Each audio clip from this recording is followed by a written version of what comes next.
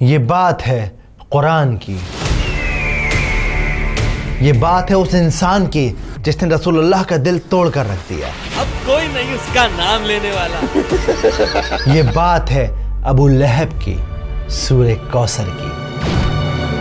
اِنَّا أَعْطَيْنَاكَ الْكَوْثَرَ۔ اکثر ہم لوگ اپنی نمازوں میں سورہ کوثر کو ریسائٹ کرتے ہیں، پر افسوس ہم میں سے کتنے ہیں جو اس کا مطلب جانتے ہیں؟ کیا ہے کوثر؟ کیوں اللہ تعالیٰ نے اسے نازل کیا؟ کیا تم نے سنا طلحہ؟ ہاں، اللہ کے نبی نے ہمیں وہ راز بتایا کوثر کا۔ سبحان اللہ۔ اور سب سے ضروری بات، سورہ کوثر کا آج ہماری زندگی میں کیا ریلیونس ہے، جانیں گے اس ویڈیو میں۔ بسم اللہ الرحمن الرحیم۔ إنا أعطيناك الكوثر فصل لربك وانحر إن شانئك هو الأبتر۔ سورہ کوثر قرآن کی سب سے چھوٹی سورت ہے۔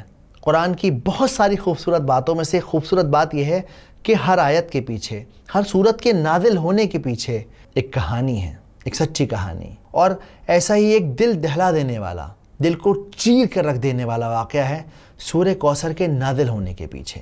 پہلے اسے سمجھتے ہیں۔ مکہ کی وہ دوپہر خاموش تھی، لوگ اپنے اپنے گھروں میں آرام کر رہے تھے، مگر اللہ کے نبی خاموش بیٹھے تھے۔ اندر سے دبی دبی سسکیوں کی آوازیں مٹی کی دیواروں سے ٹکرا کر واپس آ رہی تھیں۔ ان کے بیٹے عبداللہ اللہ کو پیارے ہو گئے تھے۔ وہ ننھا سا جسم جو کل تک ان کے سینے سے لگ کر سانس لیتا تھا، اب مٹی کی گود میں تھا۔ مگر برابر والی دیوار سے ٹیک لگائے ایک آدمی کھڑا تھا۔ مجھے بھی بتاؤ ابو لہب، کیا معاملہ ہے؟ صبر رکھو اقبا، صبر۔ یہ آدمی اور کوئی نہیں بلکہ رسول اللہ کا چچا تھا۔ اندر سے آتی ہر سسکی اس کے چہرے کی مسکان بن رہی تھی۔ اور پھر وہ خوشی سے چلایا، بطیرہ محمد، بطیرہ محمد۔ ختم ہو گیا محمد کا بیٹا، ٹوٹ گیا محمد کی نسل کا سلسلہ۔ اس کی آواز نے نبی کا دل چیر کر رکھ دیا۔ غلاموں کو اس نے کھجوریں بانٹیں، اپنے دوستوں کے ساتھ قہقہے لگائے اور سب سے کہتا رہا، تم نے سنا میری جان، میرے بھتیجے کی جڑ کٹ گئی، اب کوئی نہیں اس کا نام لینے والا۔ اس کی ہنسی، اس کے الفاظ ہوا میں سانپ بن کر تیر رہے تھے، مگر اللہ نے اپنے نبی کو اکیلا نہیں چھوڑا، انہیں ایک تحفہ دیا۔ یہ تحفہ تھا سورہ کوثر۔ اس سورت میں اللہ نے اپنے نبی سے کہا کہ اے نبی، آپ فکر نہ کریں، ہم نے آپ کو کوثر عطا کی ہے، تو بس آپ عبادت کیجیے اپنے رب کی، اور وہ جو آپ کو بار بار بطیرہ محمد بطیرہ محمد کہتا ہے کہ محمد کی جڑ کٹ گئی، نسل کٹ گئی، اصل میں ان کی نسل ختم ہو جائے گی۔ اللہ کے نبی کے چہرے پر مسکان آ گئی۔ دن ڈھل گیا۔ ابو جہل بے وقوفوں کی طرح ہنستا رہا۔ اسے کیا خبر کہ اللہ نے اسے جیتے جی برباد کر دیا۔ نسل کٹ گئی۔ تو میرا خیال ہے کہ ابھی اس لمحے اب اس بات کو اپنے دل میں اتار لیجئے کہ سورہ کوثر کو آپ اس لیے ریسائٹ مت کیجئے کہ وہ چھوٹی سورت ہے، بلکہ آپ اس لیے ریسائٹ کیجئے کہ اللہ تعالیٰ نے وہ ایک تحفے کے طور پہ ہمارے نبی صلی اللہ علیہ وآلہ وسلم کو دی ہے، تاکہ انہیں یہ احساس دلایا جا سکے کہ ان کا اسٹیٹس اتنا ہائی ہے، ان کا مقام اتنا اونچا ہے کہ اللہ سبحانہ و تعالیٰ خود انہیں تسلی دے رہے ہیں، ان کو کنسول کر رہے ہیں۔ ابو اروا، سنا تم نے؟ اللہ نے نبی کا مقام اور اونچا کر دیا ہے۔ تو پہلی آیت ہے انا آتینا کل کوثر۔ تو جب قرآن میں انا کا لفظ آتا ہے تو اس کا مطلب ہوتا ہے کہ کسی بات پہ زور دیا جا رہا ہے۔ تو اس پہلی آیت کا مطلب ہے کہ بے شک ہم نے آپ کو کوثر گفٹ کی ہے، عطا کی ہے۔ اب کوثر کیا ہے؟ ایک حدیث میں آتا ہے کہ کبھی نہ ختم ہونے والا، موتی کے کناروں کے درمیان جنت میں بہنے والا جھرنا ہے کوثر۔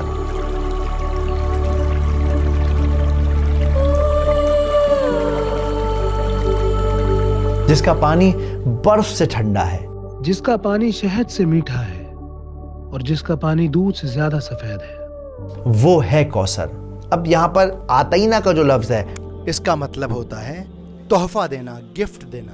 اگر آپ آج کے ماڈرن دور میں سائیکولوجیکلی دیکھیں تو دنیا میں انسان کسی بھی انسان کو 7 وجہوں سے گفٹ دیتا ہے. صرف 7 ریزن ہے جس کی وجہ سے ہم ایک دوسرے کو تحفے دیتے ہیں. جیسے کسی سے کام نکلوانا ہو, کسی کی شادی ہو, کوئی فیسٹیول ہو, یا پھر کسی کے ساتھ تعلقات مینٹین کرنے ہوں, یا کسی نے کوئی اچھا کام کیا ہو تو شاباشی دینے کے لیے آپ تحفہ دیتے ہیں. لیکن اللہ سبحانہ و تعالیٰ یہاں پر آپ صلی اللہ علیہ وآلہ وسلم کو جو تحفہ دے رہے ہیں وہ تحفہ اس وجہ سے دے رہے ہیں کہ وہ انہیں امپورٹنس فیل کرانا چاہتے ہیں کہ ساری کائنات میں آپ بہت زیادہ امپورٹنٹ ہیں, اتنے امپورٹنٹ ہیں کہ اللہ رب العزہ آپ کو خود کنسول کر رہے ہیں, آپ کا مقام اونچا کر رہے ہیں.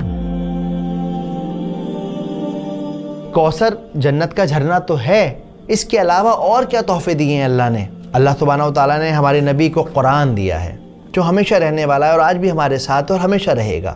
اس کے علاوہ اور کیا تحفے دیے ہیں اللہ نے؟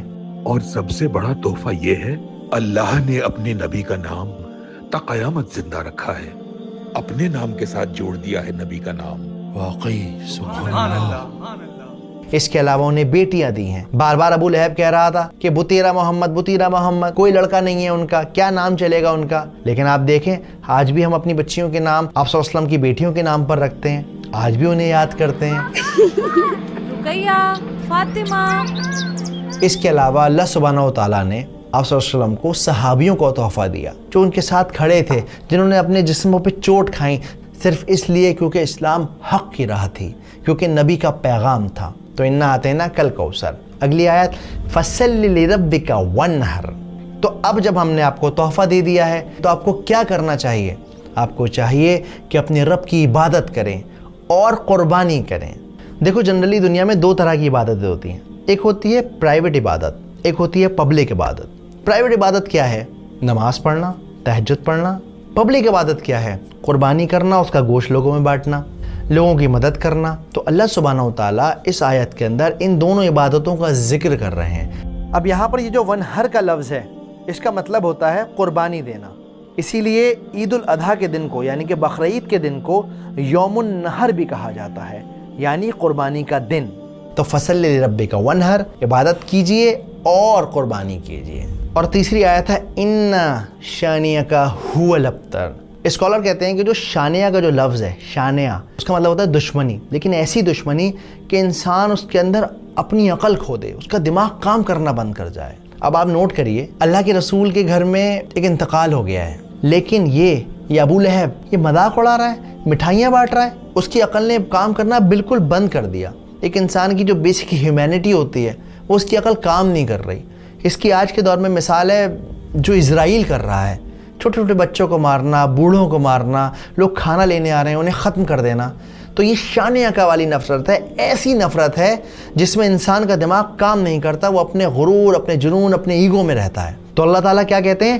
انا شانیک هو الابتر. اور یہ لوگ یہ لوگ جو آپ کو کہتے تھے کہ آپ ابتر ہو جائیں گے, آپ کا نام نہیں چلے گا, کوئی آپ کو نہیں پوچھے گا, وہ خود ابتر ہو گئے. وہ جس کی جڑ کٹ گئی, جس کی نسل ختم ہو گئی, جو برباد ہو گیا, جس کو کوئی پوچھنے والا نہیں ہے. اور جو اس بات کا ثبوت ہے کہ رسول اللہ کو ساری دنیا جانتی ہے اور ابو لہب کو ہم لوگ جانتے ہیں, لیکن لعنت کے ساتھ اس کا نام لیتے ہیں.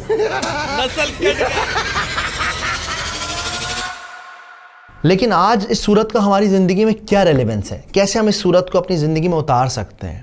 دیکھیے آج بھی اکثر ایسا ہوتا ہے کہ ہم پریشان ہوتے ہیں نا تو لوگ تانا مارتے ہیں, 4 لوگوں میں بیٹھ کر مذاق بناتے ہیں. ایون جب گھر میں بیٹیاں پیدا ہوتی ہیں نا تو اپنا ماتھا پیٹ لیتے ہیں. انسان اس طرح کی حرکتیں کرتا ہے نا تو ایکچولی وہ ابو لہب کی راہ پہ چل پڑتا ہے. ابو لہب کیا کہتا تھا؟ محمد کا کوئی بیٹا نہیں, ختم ہو جائے گا اس کا نام اس کے بعد.